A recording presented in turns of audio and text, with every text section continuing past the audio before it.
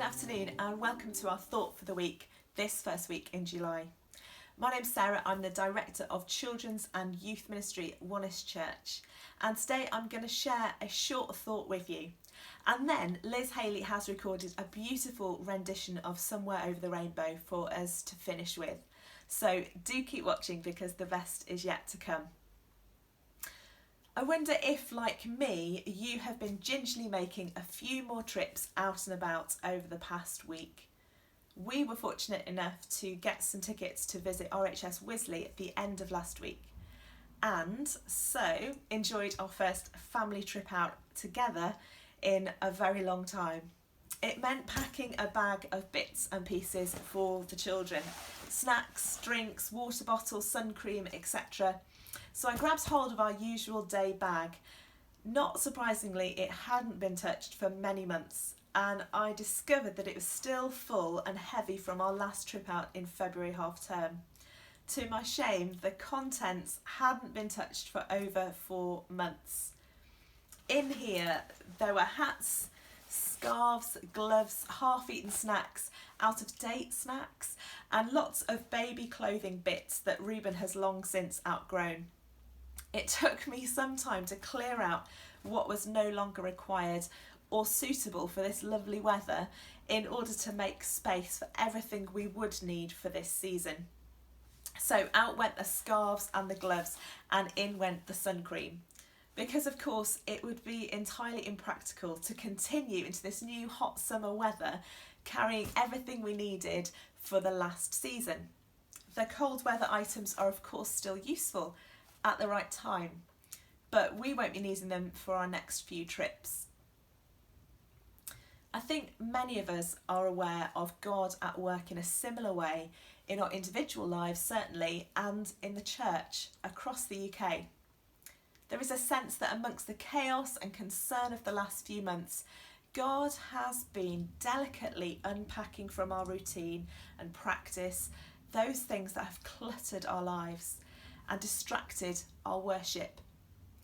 Things that maybe have been great for us in the past but now we've outgrown, or that are no longer fit for the next season ahead.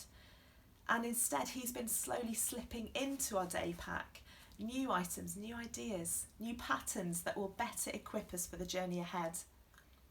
There's much talk, isn't there, and speculation about what the new normal will look like.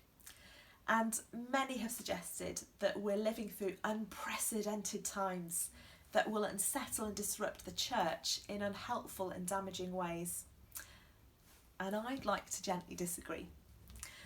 You see, I've been dwelling on the biblical stories of exile, and there are in fact many precedents of God using moments of crisis, possibly even of inviting seasons of discomfort for his people.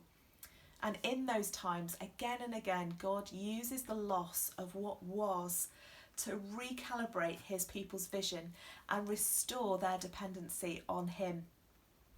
When the Israelites were taken into captivity in Babylon, it felt as if nothing could ever be the same again. There was deep grief at the loss of all that had been left behind.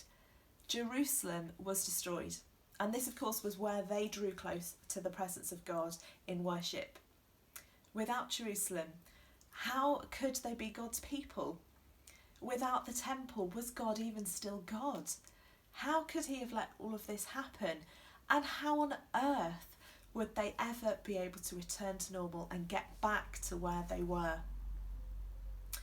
And yet, through the season of exile, the Israelites grew in their knowledge and confidence in God.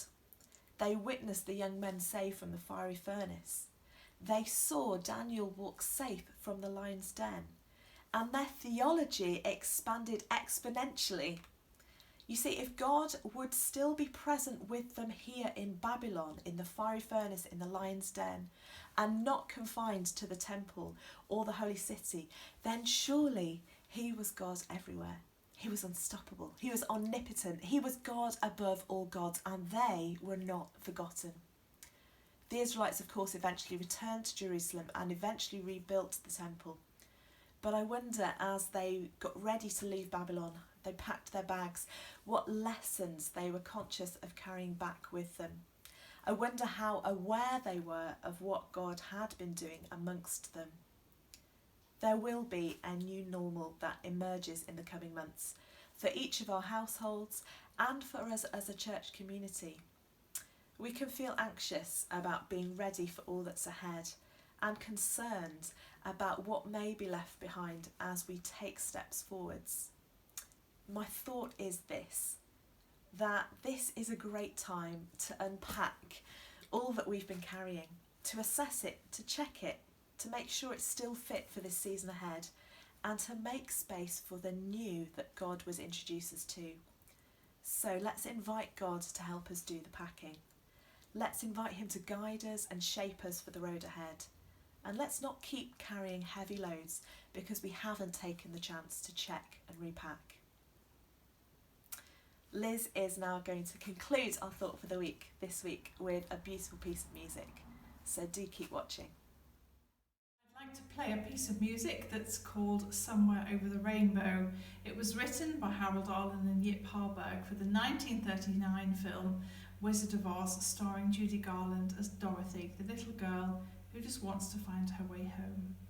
And it's just a reminder to us in these uncertain and troubled and challenging times that there is an end to this trial and this period. Someday, after the storm, there will be a rainbow.